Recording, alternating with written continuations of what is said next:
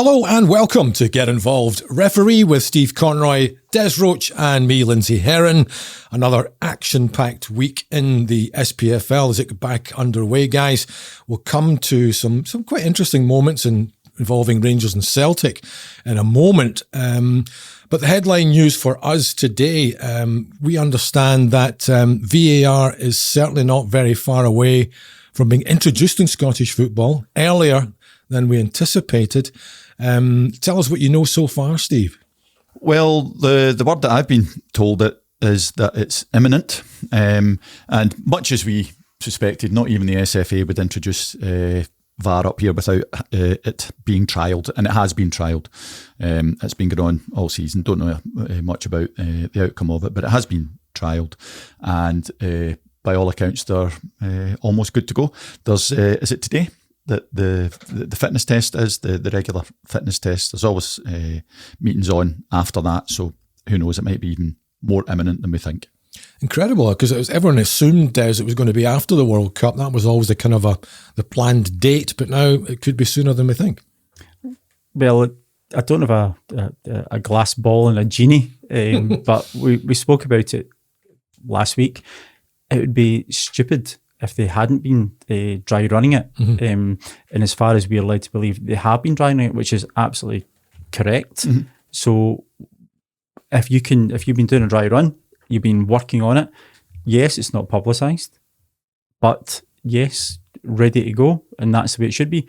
Why wait till after the World Cup? If it's ready to go, go now. So yeah, I don't really say terribly much, but well done the SFA. If you're ready to go now. Although still the argument that introducing it, and we've been saying mid-season, all right, we're kind of still at the beginning, but it's still changed. If they bring it in, if they announce today that it's coming in next week, it still means the week after that. It's a different application. So yeah, fine, they've been doing it right and that they're practicing it as it should be, but still doesn't make any sense that it wasn't brought in either at the start of this season or the beginning of next. Yes, I know they're saying that it couldn't come in any earlier because, it was FIFA's ball. They were in control of the training, so it had to be signed off by them. But wait for it to be signed off and bring it in at the start of a season. Yes, well, we can't debate that. That's happening. Yep. So the only thing we can say is they've told you that it's coming in at some point. They didn't give us a date. They didn't say it's 1st of January, 31st of October, whatever. Mm-hmm. So the fact that it's coming in, good, get it in. But I totally agree. If you're bringing it in at part way through the season, why? Mm-hmm. Yeah. But the thing is, guys, I mean, it is good that it's coming quickly or quicker. But why are they not telling us when exactly it is? You know, okay, it's going to be October the 21st, whatever, why don't make it public? The only thing to say in their defence now, everybody knows they're a spectacularly secretive organisation. They don't like saying anything in public, so that's not a surprise. But the only thing to say in mitigation is if they're not in control, if you like, of the training and when it's being signed off, then they realistically can't come out with a confirmed start date. So maybe that's an excuse. But still come out and tell us that they're practicing it, they're trialling it, and it will come out as soon as it's signed off by FIFA. Yeah, I think they would get play like big boys. I think they would get far more recognition and support if they said, "Look, this is what we're doing. We're trialing it behind closed doors. We're looking at games. We're coaching the VAR guys. We're coaching the referees. We're coaching the assistant referees. Just tell us. It's not Is it the biggest secret in the world? The fact they've told us that VAR's coming in, mm-hmm. That's not a secret. So just say, look, guys, this is where we're working, and we're working to this date. It might come later, it might come before. It's like you in university. You're a doctor. You're going to finish at June the 24th. Well, that's when it happens, mm-hmm. Isn't it? You know what you're working to, the date you're working to. I don't know, but I'm glad it's coming in. I'm glad that they've got some, I don't know, would you say clarity? Well, in a manner of speaking, but it's clarity because we're revealing that it's happening, but there's no definitive date yet coming from the powers that be. I'm sure the clubs need a bit of notice as well, Steve. We think they would, listen, guys, you've got 14 days and then it's VAR time. Yeah, you would assume that when they do decide that they will say, and maybe being a bit facetious saying if they bring it in next week, but they will have to tell us whether it's a fortnight, 3 weeks, whatever, or just say after the break, you know, whatever. But they do need to tell us, and they certainly the clubs need to know it more than we do, so that they're geared up towards it, and they'll have all the infrastructure and all the rest of it that they need to bring in. Well, I would say that the clubs actually know ahead of us, because they've got to have the facilities there to make it practical. So the infrastructure has to be there. So I'm sure.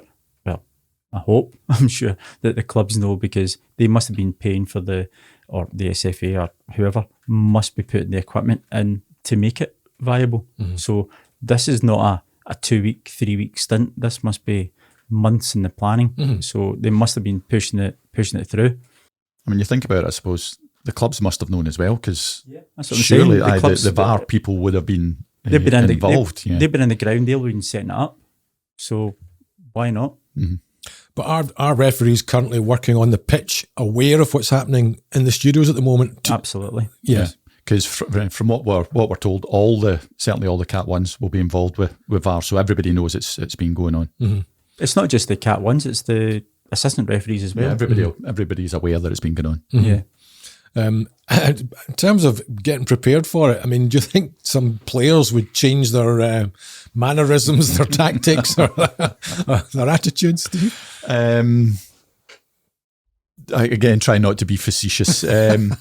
Surely, yeah. We've spoken about several here who seem to get up to all sorts of shenanigans every week.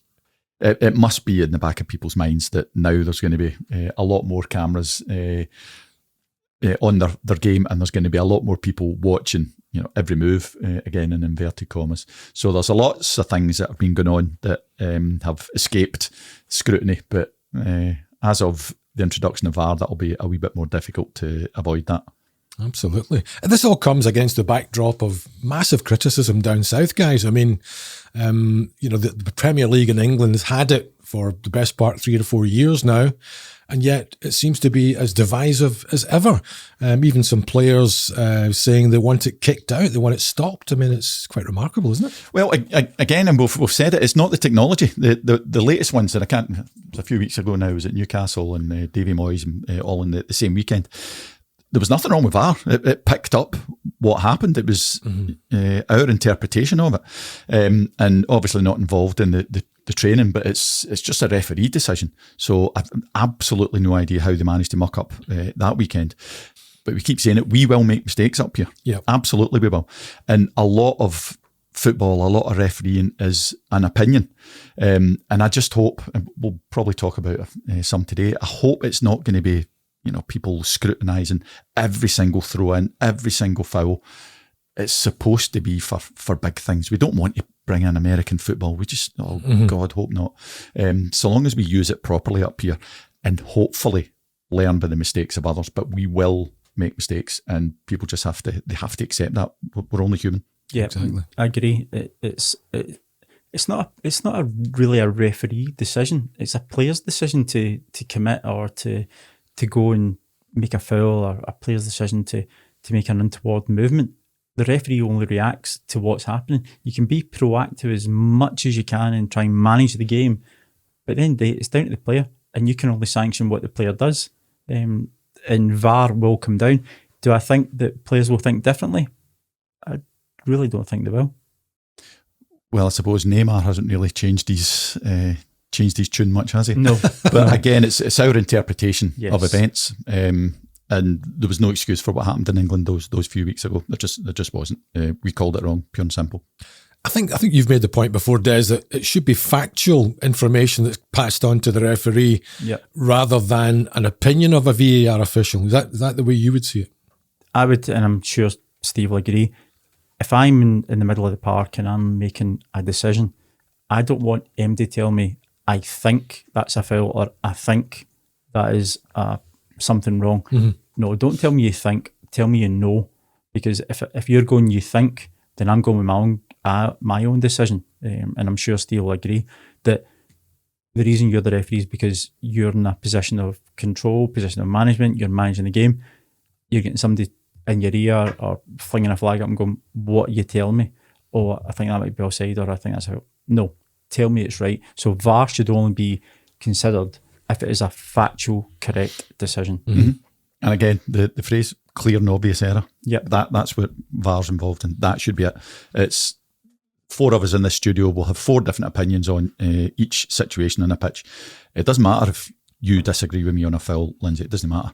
It's if you say to me, this is what happened and the goal's not allowed, or this is what happened and that goal should have stood. Mm-hmm. This is what happened and the guy needs to be sent off. That's it, in a nutshell. If you're the only person in that stadium that doesn't see that decision, then you need to be told. And that seems to be the issue in England, doesn't it? Because the VAR guys are telling the referee, that's a red card, or that's not a red card, whereas that should be a sort of subjective decision, shouldn't it? Sometimes, but we've talked about the sliding scale in tackles and challenges.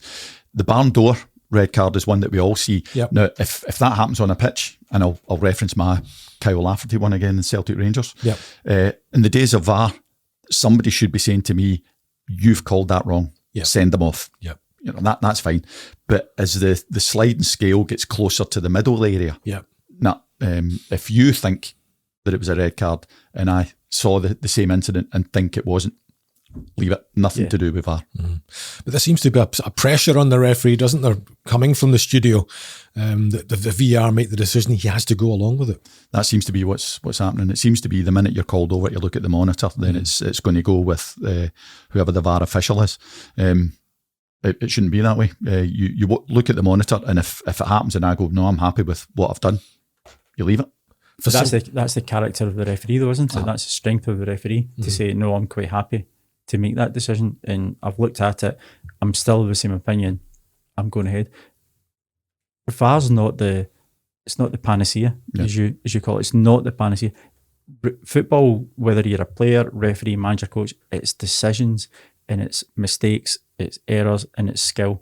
So it's entirely up to you. If someone says, I don't think you're right, do you know, following your own sword. Go with your own gut instinct. You talked about facilities. It'll be interesting to see how it works at all our venues across the country, which are slightly different from each other in various absolutely forms. Yeah. And I don't want to belittle anybody, but I'm sure it's going to be much easier at Celtic Park and Ibrox than it is up at Dingwall. And presumably they're confident enough that it'll be able to facilitate the same in all the venues. There's no point in having it with 25 cameras at Celtic Park and there's only 2 cameras somewhere else. Then that defeats the purpose. So presumably they're happy enough that everybody's going to be playing on a level playing field. Yeah, it has to be unilateral, doesn't it? Yeah. Absolutely. Well, we wait with bated breath for the white smoke or whatever to come out of the chimney pots of Hampden Park and let us know when it's happening, guys. But interestingly, there were 2 kind of interesting situations in the Rangers and Celtic matches at the weekend, which clearly would have been VAR decisions or looked certainly by the VAR officials. In the Celtic Motherwell game, looked like there was a clear handball in that one, Des, when Leal Abada's trying to get the ball into the box and Ricky Lamy throws his arm up and stops it. Again, it's one for opinion. In my opinion, I think that Lamy, he did put his hands out, so for me it's a penalty. As he's moved his arms out, he's actually turned his head as well at the same time, so his whole body is moving. So for me, it's the proximity is very close. I'll give it that. That's probably the only mitigating factor. But no, for me, that's a penalty kick. You concur with that, Steve? Yeah, absolutely. So again, that is one that VAR would be involved in. I don't think it's quite as clear cut as we make out. Or there is mitigation. It's a penalty. Beyond a shadow of a doubt, it's a penalty. But it was bluttered at him from no distance. And when you follow, and I was amazed that I managed to clip it right at the moment you've clipped something. Apparently, that's a technical term. Yeah, it was like the Sam did. If was she on your phone? Was she?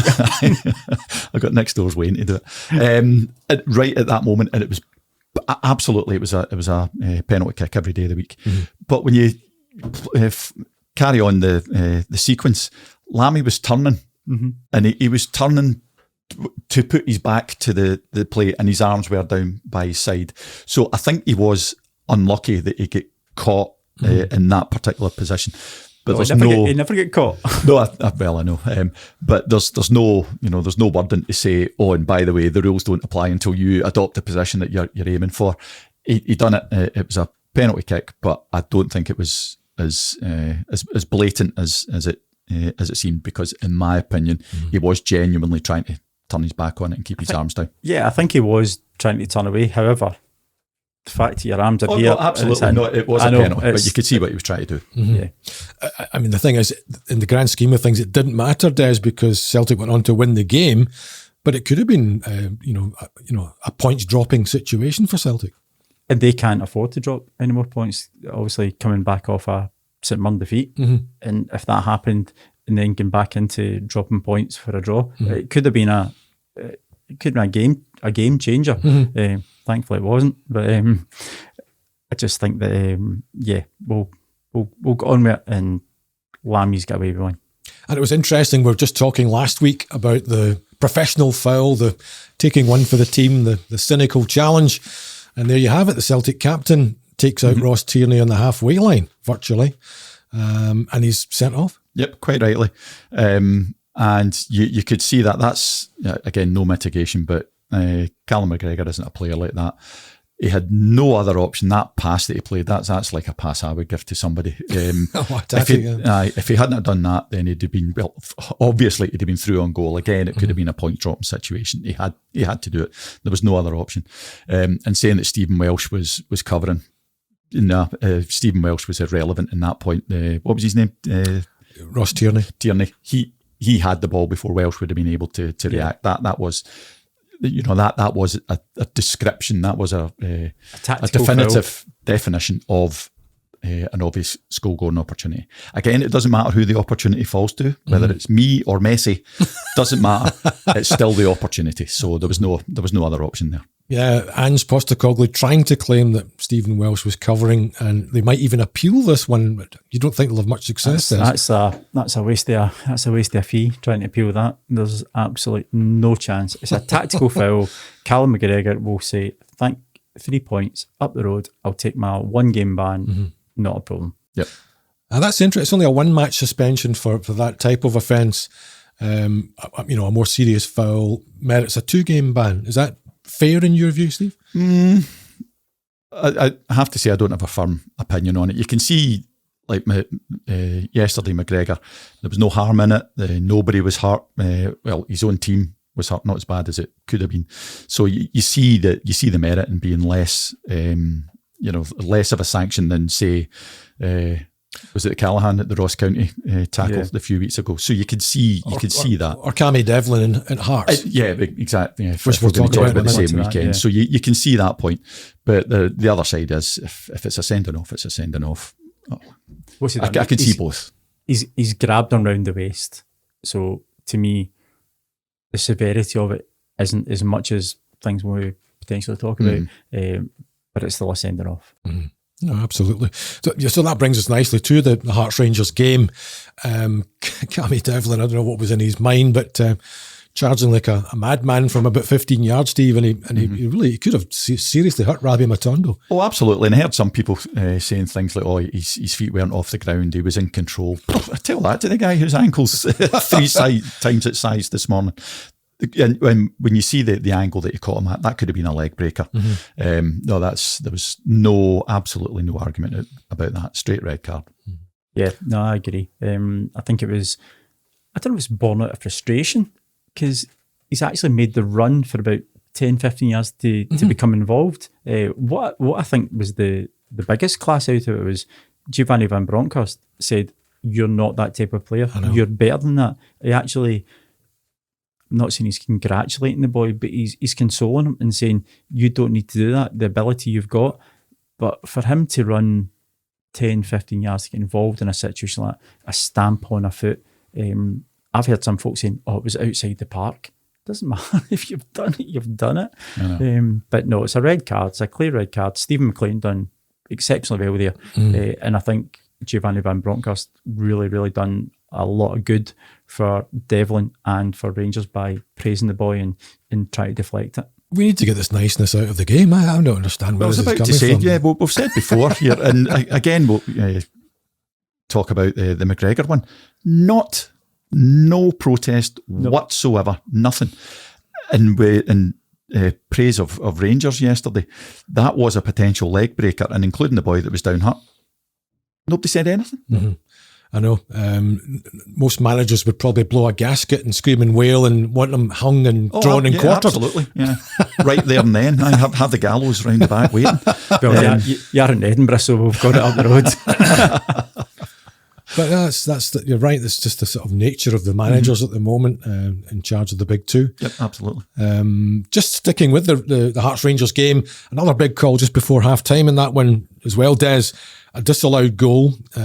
Looked like Craig Gordon had fumbled across and lost the ball, and then was challenged by Matondo, I think it was, and Scott Arfield knocks the ball in, and he disallowed the goal right away. It seems that was a bit of a rash decision. It's 6-1 and 2 threes. Personally, I think that Gordon challenged the Rangers player rather than the Rangers player challenging Gordon, and Gordon's made the error.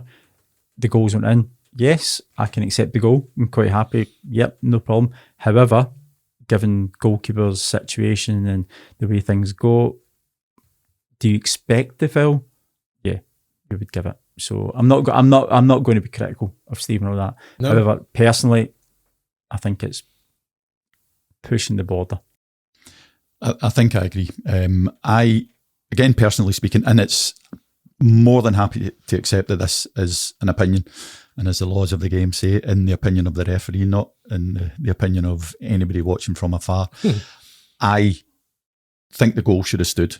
I think it was Craig Gordon made a mistake. He made a mistake at the cross and then ran into Matondo. You've got to be somewhere on the pitch, so Matondo didn't, I don't think, go out of his way to obstruct or foul the ref. That's my opinion. You've got to be somewhere. I think Gordon, he initiated the contact. Aye. But perfectly happy, and there are people who are saying it. Michael Stewart in Sports Scene last night was among them, that said that it was how did he say it was a foul every day of the week. That might have been. I don't think so, but perfectly happy to accept that people say that. So I'm saying it's a difference of opinion. I think the goal should have stood. Perfectly happy to accept others think it didn't have any bearing on the game, as we've said a few times. Thankfully, didn't have any bearing on the game. But no, I'm with you. Yeah, it might have done though. That's the thing. Rangers are 2-0 up. If they go 3-0 up, that's it. Finished. There's no way Hearts are coming back. But they could have come back if you like. Same with the Celtic one. If they got that penalty, they're ahead in the game early in the game, and it's these could be important decisions, but they weren't. No, you want it called right at the time, and the Rangers eventually won 4-0. So it doesn't matter. No, but not at that time. It's still only 2-0. Devlin hadn't been sent off by then, had No. So it could potentially have made a difference. It didn't, but that doesn't change the fact that you want it called right at the time. You can only make the decision at that moment in time. It's perilous of the score. It doesn't matter. That's not a referee's consideration. You just deal with it there and then. When it gets to 75 minutes and it's 2-1 and you think you've maybe made an error back, that might creep in at your back of your mind. But no, you can only make that. You can only make that call. Is that Craig getting overprotection because he's our super Scotland goalkeeper and he's doing so well for us in the Nations League? I don't think so. I think it was just Stephen's opinion that Gordon was fouled. Fine, you can't argue with that. I think differently, but it's an opinion. Pure and simple an opinion. I don't think the fact that it's Craig Gordon and he's got us into League A, I don't think that comes into Stephen's thinking at all. Is there too much protection for goalkeepers though? I mean, I know in the old days you used to be able to batter them into the net. I'm talking about the 50s, and never mind more recently, but even in the 70s, goalkeepers struggled a little bit, didn't they? But it seems to me it's flipped almost. You can't do anything with a goalkeeper and it always goes in his favour. There's probably a lot in that, and there are the laws of the game do give goalkeepers some kind of special dispensation. And again, before people come on, I'm very well aware of again what I did in the Celtic Rangers game in protecting. I still believe I was right, but I never knew that in a Celtic Rangers game. Shut up, Yeah, they probably do. And, the least contact, touch, whatever, they seem to get a better protection. And I'm saying we were part of it, so we did the same. So they probably do. Although we'll talk about the penalty at Aberdeen, and that'll maybe change everybody's mind. I think that goalkeepers do get that extra leeway, probably. And it doesn't say anyone lost the game that you should allow them, but if you're a referee, what's the last thing you want to do? You want to give a goal because a goalkeeper's made an error or because you made an error? No, you just put it down. But Craig Gordon, no, national treasure. The other one that gets me is they're allowed to jump up with their knee. Now, is that something that you would advocate or not? Or is that just their normal motion? Depends who it's against. It depends if it's Craig Gordon again. I think they do get away with that, and you see some of them coming up, studs up is a phrase that we use. I wouldn't want to be on the receiving end of that. And there's outfield players sometimes, and Chris Sutton was a great advocate of it. Marking your territory, that's fine, but knees up, that's going to do somebody or can do somebody potential damage. And you see how tall's Craig Gordon? About 12'8". He comes up with his knees up. That's head height for most of us mere mortals. So they probably do get away with more than they should. Excellent. Okay, just moving on to the rest of the games then, Des. Steve touched on it. Aberdeen, not a great return to Pittodrie for Derek McInnes, sadly. His team going down 4-1. Any big incidents for you in that one? Sorry, there you go. Well, I think the only talking point I had was the penalty for Aberdeen from the goalkeeper. Was it Hemmings? Was the goalkeeper? It's a foul. If you'd done that in the halfway line, it's a foul. Yep. He gave the same in the penalty area, so it was a penalty. I feel the heart feel sorry for Dell because he's obviously wanting to go back up there and have a comeback and show his down. But no, there was nothing in the game. Goalkeeper makes a stupid error. He's brought the boy down. There was a few guys around it, but no, it's a penalty. So I think that was the only talking point in it for Kevin. I agree, and I was amazed. He was getting a bit of certainly the things I saw on Twitter. He was getting a bit of a doing. I didn't see any of it. I think that was probably people being biased for one team over the other. Yeah. No, penalty. Yeah, fine by me. And a fairly quiet afternoon across the other games, Des. It was nothing really controversial. I know you were out and about watching one of the matches. What was your own experience of the St Mirren game? I think the halftime whistle woke me up. It was probably, that good, right? It was that good. In fact, the halftime whistle from Craig blowing it and my son telling me he wants a pie. There was nothing in it. The second half, a red card for, can't remember the boy's name. Is it Obadai? Obalai, yeah. Yeah, great save. Brilliant save. Just he wasn't wearing a pink shirt and a pair of gloves, so it's a red card. Oh, he'll be cringing when he watches the highlights to see his own goalkeeper standing 2 steps behind him, ready to catch it. Yeah. But no, I thought there was nothing that Craig Napier missed per se. It was you never say it's an easy game because you can only make a game as hard as you want. So no, he cruised through it. Nothing really to say, but say the first half that would get football stopped. It was dreadful. Okay, very finally, your referee of the week, chaps. Who's been the best performer this weekend? Easy. Yeah, I don't think that it's an individual. We've been on here, and especially a couple of weeks into the season where we seem to have just the worst weekends of weekends. I think even though we've disagreed with a couple of things, I think we come out, everybody having done well, everybody being a credit to themselves. So I'm giving it a joint one to everybody. It's a referee's loving. You can't beat that, can you? No. No, I would say I think every single referee. I do not think there's anybody can have a complaint about the referees this weekend. Certainly from my viewing at a live game and from what I've seen, there's nobody talking about the referees. So as much as we might be lambasted from Hampden, we've got to give support when we can, and we always do. So no, every day. I thought all referees this weekend, certainly in the SPL, have done a great job. Dead heat. Oh, well, let's hope they make a few mistakes next week and we talk about them. That'd be far better for us.